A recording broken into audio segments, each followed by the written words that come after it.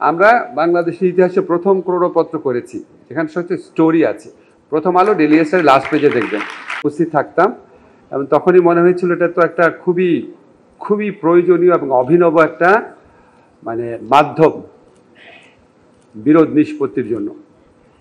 তো আজকে এত বছর পর আল্লাহ আমাকে সুযোগ দিয়েছে যে এই জায়গাটাতে কাজ করার জন্য। আমরা আইন জাতীয় বান্ডেল থাকলে প্রতি সেনমানিতে টাকা বাঁচবে।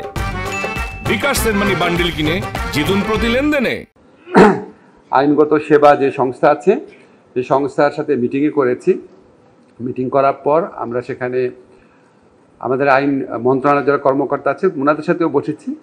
আমরা অনেক বড় বড় স্বপ্ন দেখছি। আপনারা একটা খেয়াল করে দেখবেন, আপনারা জানেন যে সকল জাতীয় দিবসে ক্রোড়পত্র বের করা হয়। এখন অনেক মানে গম্ভীর গম্ভীর লোকের মাথাওয়ালা ছবি থাকে, খুবই বোরিং লেখা থাকে, পৃথিবীর কোনো মানুষ এটা বোধহয় পড়ে না, আমি জীবনে পড়ি নাই। আমরা বাংলাদেশের ইতিহাসে প্রথম ক্রোড়পত্র করেছি, এখানে হচ্ছে স্টোরি আছে। প্রথম আলো ডেইলি স্টারের লাস্ট পেজে দেখবেন। এটা ছোট্ট একটা জিনিস, কিন্তু এটা ইন্ডিকেটিভ যে আমরা সম্পূর্ণ ভিন্নভাবে চিন্তা করতে চাচ্ছি। এখন চিন্তাটা আপনাদের সাথে শেয়ার করি।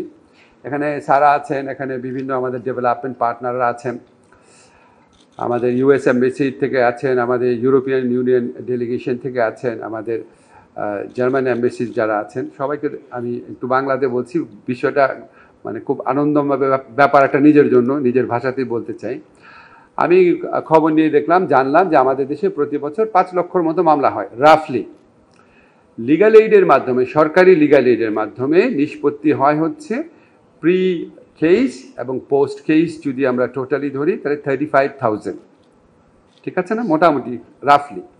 এখন আমি যদি লিগ্যাল এইড সংস্থাতে 2,200,000 কেসেস নিয়ে আসতে পারি, তাহলে আদালতে মামলার চাপ কমপক্ষে 40% রিডিউস করবে। তার মানে হচ্ছে only through this legal aid association we can reduce 40% of the cases, filing of 40% of the cases in civil and criminal courts. এখন how we can do it? এটা কিন্তু খুব সিম্পল, খুবই সিম্পল। সিম্পলটা কি, ধরেন আমাদের এখানে লিগ্যাল এইডে যাওয়া কিন্তু ম্যান্ডেটরি না কোনো কেসের। এটা কিন্তু এখন আইডিয়া ফর্মুলেশনের ক্ষেত্রে আছে। সো আপনারা শুনে কেউ কেউ ভাবতে পারেন যে আমার আইডিয়া ভুল আছে। Of course will have a lot of discussion on that. Will invite all the civil society members, all the legal aid associations who are working at private level NGOs, এবং আমরা উইল ট্রাই টু মানে make a draft ল। কাজে আমি শুধু আইডিয়াটা share করি, আমি খুব এক্সাইটেড দেখে আইডিয়াটা শেয়ার করছি এখানে।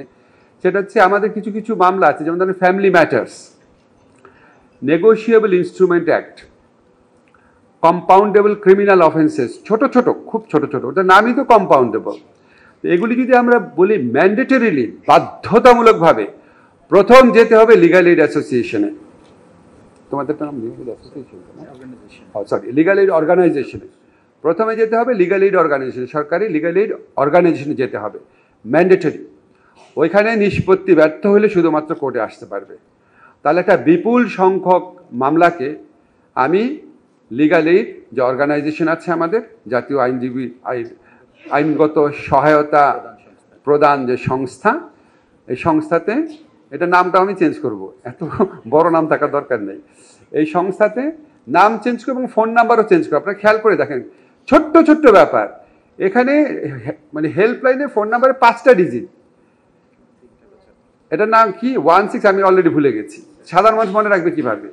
তা আমরা ডিসিশন নিয়েছি এটা আমরা এমনভাবে করব যে যে কোনো মানুষের মনে থাকে, যেমন 6666 বা 5533, এরকম ছোট্ট ছোট্ট কাজে মানুষের জন্য কত সোজা করে দেওয়া যায় জিনিসটা। তা আমরা যখন এই সংস্থাতে যদি আমরা 40% মামলা আনতে পারি, আমরা প্রথমে বলবো যে এই মামলাগুলো ম্যান্ডেটরিলি ওখানে যেতেই হবে। এই প্রক্রিয়াতে আরও কী কী মামলা নেওয়া যায়, শুধু নেগোশিয়েবল ইনস্ট্রুমেন্ট অ্যাক্ট বা কম্পাউন্ডেবল ক্রিমিনাল অফেন্স বা ফ্যামিলি ম্যাটার্স না, আরও কী কী মামলা নেওয়া যায় সেটা আমরা পরীক্ষা করে দেখছি।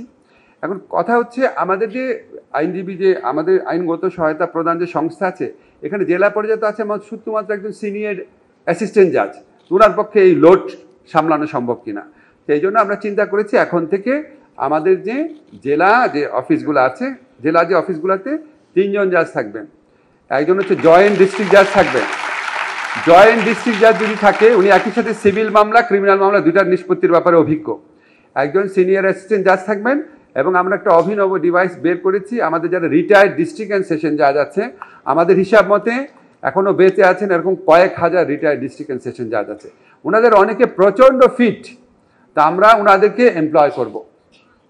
এটা যদি আমরা করতে পারি তাহলে প্রত্যেকটা জেলা লিগাল এইড সংস্থাতে 3 জন আইনজীবী আর 3 জন আইন কর্মকর্তা থাকবেন এবং তাদের মধ্যে একজন হচ্ছেন রিটায়ার্ড ডিস্ট্রিক্ট এবং সেশন জাজ রিটায়ার্ড ডিস্ট্রিক্ট এবং সেশন জাজের কাছে একটা মানুষ যেতে এমনি কমফোর্টেবল ফিল করে যে উনি তো অনেক কিছু জানেন তো আমরা ক্রমান্বয়ে আরও বাড়ানোর চেষ্টা করব এবং এটা আমাদের যদি নিজস্ব ফান্ডে না হয় এই ফান্ডটা পেতে যদি কোনো সমস্যা হয় আমরা যারা ডোনার আছে তাদের কাছে অ্যাপ্রোচ করব এবং আমরা খুবই কনফিডেন্ট আগামী 6 মাসের মধ্যে আমরা জাতীয় আইনগত সেবা প্রদানকারী সংস্থাকে এমন একটা পর্যায়ে উন্নীত করব যেখানে অন্তত 1 লক্ষ মামলার নিষ্পত্তি হবে এবং আগামী 1 বছরের মধ্যে যদি সেইটুক সময় পর্যন্ত আমরা থাকি তাহলে অন্তত 2 লক্ষ মামলা আমরা সেখানে নিষ্পত্তি করার ব্যবস্থা করব এবং আমি মনে করি এটা বাংলাদেশে বিচার প্রার্থী মানুষের জন্য একটা অনেক বড় একটা সুবিধা তৈরি করবে আপনারা যদি খেয়াল করে দেখবেন আমরা আইন এবং বিচার মন্ত্রণালয়ের দায়িত্ব গ্রহণ করার পর আমাদের প্রধান লক্ষ্য হয়ে দাঁড়িয়েছে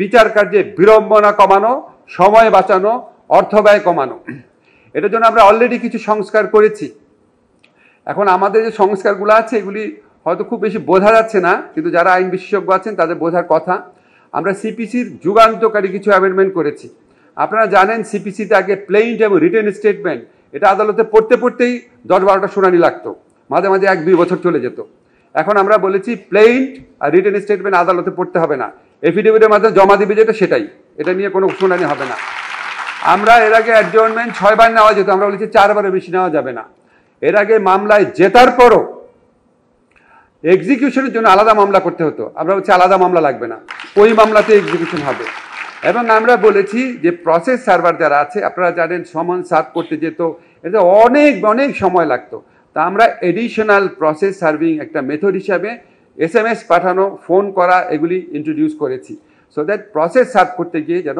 সময় ক্ষেপণ না হয় এরকম এটা কিন্তু আইনটা কিন্তু মানে নীতিগতভাবে পাস হয়েছে এই আগামী বৃহস্পতিবার চূড়ান্তভাবে পাস হবে আমরা সিভিল লয়ের পাশাপাশি ক্রিমিনাল লয়ে CRPCতে ব্যাপক অ্যামেন্ডমেন্ট আনতে যাচ্ছি 1 মাসের মধ্যে ইনশাআল্লাহ সেটা শেষ হয়ে যাবে আমার কাছে মনে হয় ইন্ডিভিজুয়ালি তো আমরা মানুষের প্রতিকারের চেষ্টা করছি কিন্তু আমরা যদি সার্বিকভাবে আমাদের সিভিল এবং ক্রিমিনাল লয়ে যদি এমন অ্যামেন্ডমেন্ট আনতে পারি এই বিচার ব্যবস্থাতে এমন অ্যামেন্ডমেন্ট আনতে পারি যে বিচার করার সময় যদি অর্ধেক হয়ে যায় যেই বিচার 10 বছরে শেষ হয় সেটা যদি 5 বছরে নিয়ে আসতে পারি আর যেই 1 লক্ষ বা যেই 10 লক্ষ মামলা কোর্টে যায় তার মধ্যে যদি 4 লক্ষ আমরা লিগ্যালিটি নিয়ে আসতে পারি তাহলে এটা দেশের বিচার প্রত্যাশী মানুষের জন্য অনেক বড় একটা কাজ করা হবে ইনশাআল্লাহ তো আপনারা দোয়া করবেন আমি জাস্ট আশা করি আমরা যে কাজগুলো লক্ষ্য নির্ধারণ করে রেখেছি সেগুলো যেন সম্পন্ন করতে পারি আপনাদের সবার সহযোগিতা আমরা পাই বেশি করে আমাদের আইন মন্ত্রণালয়ের কর্মকর্তারা দে আর দ্য আনসাং হিরো তারা দিনে রাত আমার বকা শুনে আর দিনে রাত কাজ করে